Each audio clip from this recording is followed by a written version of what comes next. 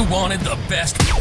You've got the best podcast. The hottest podcast in the world. The Chris Voss Show, the preeminent podcast with guests so smart you may experience serious brain bleed. Get ready. Strap yourself in. Keep your hands, arms, and legs inside the vehicle at all times, because you're about to go on a monster education roller coaster with your brain. Now, here's your host, Chris Voss. Hi, folks. Chris Voss here from the ChrisVossShow.com, the ChrisVossShow.com. Hey, we're coming here with another great podcast. We certainly appreciate you guys tuning in. Thanks for being here. Be sure to refer the show to your friends, neighbors, relatives. Go to youtube.com/Chris Voss. Hit that bell notification button. Go to all of our things on Goodreads, Facebook, LinkedIn, Twitter, TikTok, all those different places you can go to and see all the wonderful things that we're up to over there. Go to goodreads.com/Chris Voss, see everything we're reading and reviewing. So today we're going to be interviewing a wonderful author. She is the author of the book that just came out August 1st, 2021, The Apology Project, a novel. Her name is Jeanette Escudero, and she's on the show with us today. She is the child of Cuban immigrants. She was born and raised in Miami. She worked as an attorney before turning to writing fiction. Being published fulfilled a dream and gave her an outlet for her imaginative, romantic side. Writing under the pseudonym Sydney Halston, she is a USA Today bestselling author of multiple romance series, and she writes about flawed and relatable women. Welcome to the show, Jeanette. How are you? I'm good. Thank you for having me. Hi, everyone. Hi, welcome. This is interesting because when I Googled you, they're like, hey, we want to put her on your show. I saw like all these romance novels, and I'm like, Juicy. okay, let's see what this is about. And I love romance novels, but how many times can we have sex on the beach? I'm just kidding. I'm doing jokes. Many times. Jeanette, give us your plugs so people can find you on the interwebs. Sure. This is the first book under my real actual name, which is Jeanette Escudero. And you can find me on Facebook under author Jeanette Escudero, Twitter, author Jeanette Escudero, or at author Jeanette Escudero. Same thing with Instagram, at author Jeanette Escudero. So pretty simple. Pretty simple. Yeah. So what motivated you to write this book and of course divert from your normal romance? I did very well writing romance for about 6 or 7 years and really cranked out a bunch of books, which I loved. I still love them to this day, but didn't feel very romantic to write during Corona and COVID and the lockdown. Just didn't get that same. There was no sex in the beach during no sex Corona. On the beach. No, nothing. Anyway, yeah. I did have some sex in the beach drinks, but that's about it. So I think that's really what made me switch over. This book just didn't feel very romantic and very sexy. It had a completely different tone. It's a funnier book, actually, but it was really about the character and how she went through some changes and some work-related things that we can get into. But it wasn't about the guy. It wasn't about the romance. It was really about her. And once that kind of happened, I said, I need to differentiate between Sydney Halston, the romance risque author, and the literary fiction writer. And that's how it came about. There you go. Blame it on COVID. Blame it on COVID. You could have had the two of them riding on the beach there, getting sand in all their parts with the COVID masks on. That might not the same. Just that's not. I can see the cover for that. I'm sure we will see it at some point, right? Yeah. He's asking her, have you been vaccinated? That sort of thing. I don't know. Your vaccination records. Love in the COVID land. It's going to be a book. I guarantee somebody's writing that right now. Give us an overview of the book. What details? Give us some of the minutiae. Amelia Montgomery has been an attorney went to high school, went to college, went to law school, attorney like I did, just one thing after the other, except that she just kept on being in the grind of things and just working, got up the ranks in this law firm, only woman in the law firm, up high as one of the partners. And now she's in kind of a crossroads. She's about to turn 40. She's been handed this major case where the defendant is really a sexist jerk and probably did the things that she's supposed to be defending him against. Civil cases, very much Me Too, like Harvey Weinstein kind of situation where he's this big, bad kind of not the best guy, but she's always handled these cases, but she feels icky basically handling this one. She just doesn't want to defend him. The partners say a few things to her where it comes across as she's just the token woman here in this firm, and she has to basically go forward and do these and defend this guy. And she's had it up to here. They get into an altercation. Her fist might have landed on one of the partners' face. So she finds herself without a job after so many years, and she just has lost herself in the mix. And it's her journey into finding who she is. She's lost friends because she's been working for so many years. She's lost a lot of her identity. And it's just about her finding who she really is now without a job. And it's that transition, which I myself felt when I had my kids, and even with COVID, just being at home so much, things change. I think it changed everyone this COVID time. And that's basically in a nutshell. And it's a tough journey. And it's how, as a woman, you just find yourself apologizing for everything when sometimes there's just nothing to apologize for. Sometimes you just felt the friendship like just fizzled out. And it's about that. And just in general, as a working woman, it's tough, especially if you pass that childbearing age. And where are you now? What do you do? So that's in a nutshell what it's, but funny, because it is funny. So it's kind of a funnier novel. Would that be it has humor. I tend to make humor a big focal point in all my books, even the romance ones. Even if it's tough subjects, I like to use humor. It's just the way I am. So yeah, and it's been getting really good reviews. People finding it relatable and funny, and I'm very proud of it. Awesome. Now, we talked before the show, you're a child of Cuban immigrants. And how did that play out in the book? She discovers through a 23andMe, so very interesting. She discovers through a 23andMe test, because her father is adopted. So she just kind of assumed, she was born and raised in Chicago. She just assumed she's American. She never thought anything else of it. She discovers that she has this whole lineage that she didn't even know, and this Cuban descent. Her father's Cuban, and she has family in Cuba that she didn't know. So her journey into finding herself takes her on into Cuba, where she has these long lost cousins, and she sees that we're all having the same struggles, whether we're here, we're there. It's all at the end of the day the same struggles, and she finds that really relatable. But funny enough, in Miami, we live in a little bit of a bubble, and we have these accents, and I don't know that I have an accent, but as soon as you hear me talk, you're like, where are you from? Like, I've never left. I've never left Florida. This is where I'm from. My kids don't speak any Spanish. We look a certain way. So we're in a bubble, right? So Amelia is a blonde, blue-eyed lady. She would never have thought she's Hispanic, but she is. Half of her is Cuban. And I think that happens a lot in Miami. We get lost in this. Everyone has this accent, so you automatically assume it's just like a Miami accent. But as soon as we leave, everybody hears it. And I get asked all the time, where are you from? I'm like, I'm from right here. Florida is its own world. It is its own thing. And Miami is another monster, right? Their own world. What are some other aspects of the book that we need to touch on? Do you think it's possible, some of the narrative you used in the book, do you think it's possible for women to find work-life balance? So I think that is really what the book is about. Is there like this, women have it all? Can I have it all? And I think it's that journey of when you're, maybe, I don't know if men go through this, but I can tell you that a lot of women do go through this. I think when we're in our 20s, at least for me, I was like out to get the world. I wanted to conquer everything. I wanted to have it all. But at that point, what is all? Is it money? Is it wealth? Is it having a family? And I think at your 30s, once you've found your profession, you're more like where you want to be, and you're pushing. And then all of a sudden, those years where you're supposed to get married and you're supposed to have kids, where did they go? And I've been fighting this fight all this time. And then now you're 40.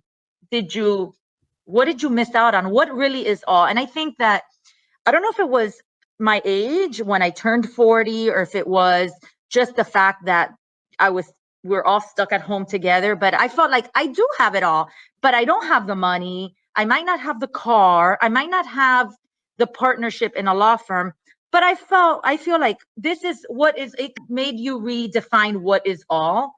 And I think that's what the book really touches on. Maybe at our 20s and 30s, we want all these friends, or we think we have all these friends, but really it's all about quality and not quantity. And I think that's just something we don't see until we're a little bit older and we have experiences. And that's where the apology project comes in. I used to have all these friends. Where'd they go? Were they really your friends? Just people in passing. Just because you have 5,000 followers doesn't mean you have 5,000 friends, right? You might only have 5 friends, people you can truly count on. And that's what she learns throughout her journey. Is that what the apology project refers to then? Yeah, it's her 40th birthday. Now she's out of a job. Her sister throws her this big party. Nobody shows up. Oh. Yeah. That's Big not party, really hit to the ego there. She had been at the top of her game and now she has nobody at her party. And then she starts to maybe she had a little bit too many drinks that night and she starts reevaluating her life. And she's, man, maybe I do need to apologize to a bunch of people. So she writes this list on a napkin, which is the cover of the book. And she's like, all right, where did these people go in my life? Maybe I did wrong them. And then she starts on her journey to apologize, and the apology doesn't always go as planned. Uh-oh. Some people did not accept her apology. Some people owed her an apology, and some people it just fizzled out. And that's how it came about. And then at the end, that out of this big list, there's only a handful of people really that are left, that are of substance, that she wants to really have them in her life. So maybe her 41st birthday isn't going to have 100 people. Maybe it's only going to have 20, but it's the 20 people she wants to be with, not the 100 that she felt obligated to rekindle that friendship. Do you think that's a good lesson for women in their relationships, or how do you feel that plays out as some sort of lesson for women in analyzing their life, the arc of their life? I think we as women question ourselves so often. As soon as we leave a room, did I say this correctly? Did I not? Oh my God, maybe I should have said it this way. I think we question ourselves. I learned throughout this process on talking to my husband, there's things that I question that it would never occur to him, or even an apology. He's like, why are you even thinking this twice? You didn't do anything wrong. But we overanalyze things. And I think it's a woman thing. I hate to generalize, but I think it is a woman thing where we overanalyze just a lot of things that maybe we shouldn't. And I think that it is a good lesson that we don't need 100 people that don't care about us in our lives. We need quality people in our lives. It takes 2. I think that's something I learned. I was always so hung up with, oh my God, I was so busy. I didn't go to this person's kid's first birthday party, or I didn't make it to this wedding, or I didn't. But then I didn't call. It's been 2 months since I called my really good friend. And then I started thinking, well, actually, to be honest, my husband said, but she didn't call you either. Or she didn't make it to your, I'm like, yeah, man, what is that? Because we put so much stress on ourselves. She didn't show up to your whatever either. And I'm like, wow, yeah. And why am I holding this burden on myself? So I think that is something that we women do often. We put all this expectation, which it's just something we're doing to ourselves. No one else is placing that expectation on us, I don't think. Seems to work for women. If it wasn't for you guys, we wouldn't. I mean, if it wasn't for you guys, we wouldn't have a propagation of the species. I wouldn't even be here. True. And so, that is true. Whatever you guys got going on, it seems to be some sort of genetic DNA stuff that goes. And who am I to question whatever? Thanks to my mom. But yeah, she wasn't worried about stuff. But is this kind of speaking out on some of the challenges that you see women continue to face in male-dominated workplaces? So I still practice law in the sense that right now I'm in my office actually. So I do employment law. I've always done employment law. I'm suing someone right now. No, I'm suing someone right now. Actually, I represent employers in a consulting capacity. So interestingly enough, which is all mixed in with the book, I do employment law. I represent employers. And if people think that the harassment and discrimination and sexual harassment is a thing of the past, I'm telling you right now, I would not have a job. So I see it every single day. I have cases every day coming through my emails and through my complaint process that my boss is harassing me, my coworker is touching me, it's every single day. I do see more men complain lately. I think it's as women move up in the job force, but I still see it every single day. And it's women in high positions that you think, how are they allowing this to happen? Why don't they just stand up for themselves? But it's really hard when you are when your boss is harassing you, you need that job for your livelihood. Whether you're a partner at a law firm or the head of dermatology at a major hospital, if your boss is harassing you, it's not as easy as one would think to just say something, because you feel that your livelihood is at stake.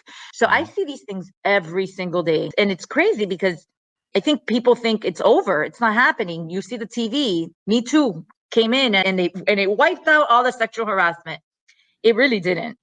It didn't. It's still going on. It's, as a CEO, I had to write up people and fire people for sexual harassment that were on our teams. And so I've seen what it looks like from all those different sides. And it's people just still don't get it. There's still a mix of people that are still living in the old world and the new world. I was just watching Governor Cuomo give his apology today and reading some of the deets on it and stuff, thinking it through.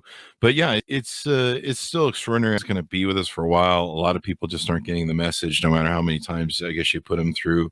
And Chris, you want to hear something interesting? During the pandemic, I had such an increase of cases of discrimination against women because a lot of employers didn't want to hire women. It brought us back. They would just blatantly call, do we still have to hire women? Do we have to hire people with families? And the reason is because every time that I know that's the same face I made. I'm like, didn't you hear my training last week? But think about it. When I know, right? So this is the reason. And there's actually a reasoning behind it. And it always floors me because of the homeschooling. Women were taking in a lot of that task or that role. My husband's a great guy and he's at home, but I did a lot of the homeschooling. And so employers their mindset was, if I hire a man, I'm not going to have to deal with this because the wife is at home doing the homeschooling, not the man. So why don't I just hire men or people without children? So I will guarantee you that we will have such an increase of lawsuits once this starts coming to light, because my caseload doubled because of it. It's got to be really hard to hire people that don't have kids, especially ones that are older. How do you even ask that? You know? I'm a unicorn in that way myself. I just never could afford a wife and kids. I'm waiting to. I got to make a few more $1 million to. Well, you'd get all the jobs. Sadly, I work for myself, so they're not going to be able to hire me. Most single people I know work for themselves, but I don't know. But yeah, that's pretty discriminatory. I have friends that are the husbands and they're doing the homeschooling. Their wives are actually going to work for big corporations. And so there's that. But yeah, it's sad that there's an unfortunate thing. Is the character in here, is she a lawyer? Is part of your lawyer job played into the writing of the book? Yeah, I think that the cases that I allude to in the book are things that I've seen and just cases that are common in my practice. And it's all based on the actual discrimination part is all based on things that I either experienced personally or have seen. Yeah. Listen, when I first started practicing law, I'll never forget. I was in the courtroom. I was young. I was like 25 years old, excited. It was a small case. I had my client there and it was a male. The opposing counsel was a man, older gentleman, Cuban, actually. The judge was an older man, American, Caucasian guy. And the opposing counsel said something along the lines of, "Mama, relax. Let me handle it." I wanted to... steam came out of my ears. It was so condescending. And it's a combination of being a woman, being young. So I can relate to Amelia's story in the book. And I think a lot of women would, whether you're an attorney, a housewife, or a stay-at-home mom, or a doctor. I think that we can relate to those little condescending remarks. Yeah, unfortunately. It's something that needs to change. I got the message in the 90s. I think it was from, what was that one movie with Michael Douglas and what's her face? But no, I got the message back then, not just from that movie, but from the kind of the rise of, hey, sexual harassment stuff. And I was like a CEO and I'm like, okay. And I'd always just understood that you don't make friends with people, especially as a boss, as a CEO, because you blind that thing. And once people think you're a friend, like I would have people come in and be like, "You're the man, we're great friends." I'm like, whoa, I'm the boss. No, we're not friends. Because as soon as they said friends or that I was the man, they started kissing my ass a little too hard. Right. I was like, I need to go check their work because they're hiding something and they're kissing my ass because they're not doing their work. You can be friendly, but you don't need to be exactly. You're friendly. But like one time, one of my sales managers started hanging out with the people out late at night after a bar that he'd overseen. And right away, our production dived. I found out about it and went, what the hell are you doing? But then there's that other thing. I think let me say it in a nice way. Don't poop where you eat. So I say that in my trainings, but I say the actual thing. Yeah, I do. I say you can find love anywhere. You don't have to poop where you eat. It's just a big, huge disaster. It never turns out well. I very rarely have seen people fall in love and stay married for a really long time when that person's your subordinate. I'm sure it happens. It happens in my romance novels. Yeah. That's fiction. See, you're encouraging people, Jeanette. What are you doing? That's fiction. Are you trying to create more work for yourself? Is that what you're trying to do? I see. You got to be really careful. It just never works out the way. It just never does. Once you cross that line, you've just got to. I just learned a long time ago as a CEO, you've got to really keep that your boss, employee separation of everything. You just got to keep that line. But yeah, I evidently I got the message, and Governor Cuomo didn't. And it's hard to forget when your boss goes to happy hour and drinks too much and starts stripping on top of the table. It's hard to forget the next day he's your boss, and you gotta. Yeah, it's hard to unsee things sometimes. Note to self: cancel that work male stripper that we're going to do. Where I was going to dance with the guys from Thunder Down Under in a thong. Yeah, cancel that trip. That's some good stories. I'll bet. And you would think attorneys would know better. I don't know. They don't.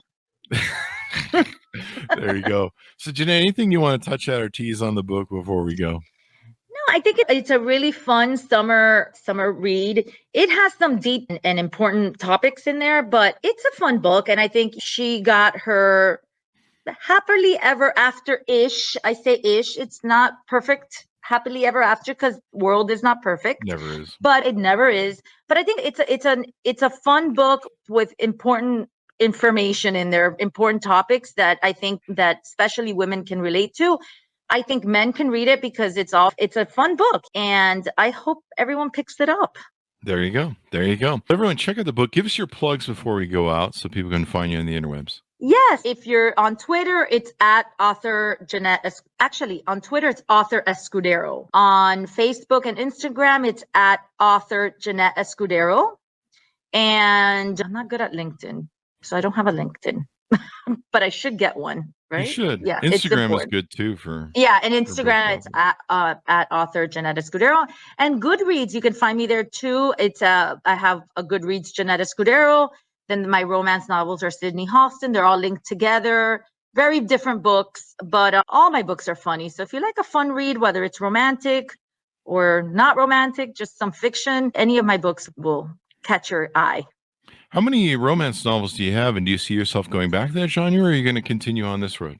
I have about 15 romance novels that I've published. And that's a lot of sex on the beach. Yeah, very creative person. I think I'm going to stick with literary fiction for a while. I've enjoyed it. I've enjoyed it. They're harder because it's easier to put everything into a nice little ribbon at the end and say everything worked out great. It's hard when you have to, it's more reality, right, based, but I enjoy it. So I think the next couple of books are going to be just regular old fiction, not romance. I think you know what you should do. I don't mean to tell you what to do, but I have an idea for you because we talked about this pre-show.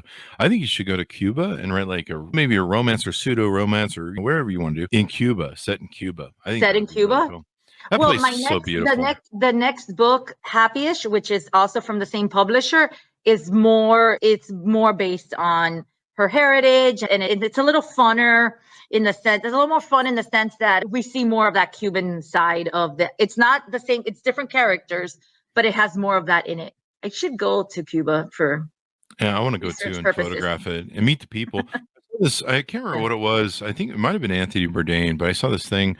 Yeah. This is before they all got phones and got on the internet, when they were still really pure. It's kind of sad that they're getting on, the internet, but it's good for them. But they talked about how people come out on the streets and they talk to each other and they commiserate. And it's a society still. We're all just like in our homes with our phones going.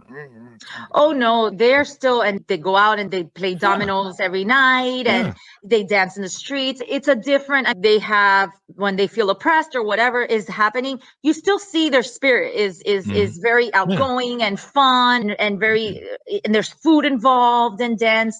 And I agree. And I know what episode of the Anthony Bourdain thing that you're talking about. Oh, I've yeah. seen it. Yeah. I think it's where yeah. he talks to the author. There's an author who ships Yeah. his works out. Yeah. And he goes eat at a paladar, which is a house.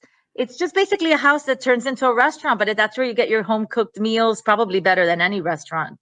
I'm going to go to Cuba. I'm going to find me a nice wife who can cook and dance, mostly cook. I'm at that age where it's like it's just the food. You need the cook. food. Yeah, it's whatever. I don't care anymore. I mean, it's either that or else I got to start dating girls. I'm starving now. Cordon Bleu. I'm going to email you pictures of the Cuban restaurant we were talking about before the show. Okay. But thank you for coming on the show, Jeanette. We Absolutely. really appreciate it and sharing all the wonderful stuff and making me For sure. hungry for Cuban food. I'm going to go see if there's any in Utah, which there's probably no hope. There's not. I There's don't think so. Everything's white here. It's so annoying and bland. When I first moved here from California, I asked for some Mexican food and we had it. And I said, bring me some hot sauce. And they brought us ketchup. And I was like, no. And they just, They don't get it. This world appears awful. Actually, it's gotten better over the last 40 years. Anyway, guys, order it up. August 1st, it just came out, 2021. The Apology Project, a novel. Jeanette, thanks for being on the show. Thanks to be honest for tuning in. Be sure to go subscribe to all the different things we do on Instagram, LinkedIn, YouTube, all that stuff. Hit the bell notification button as well. Go to goodreads.com/Chris Voss. Also, follow the show and what we do.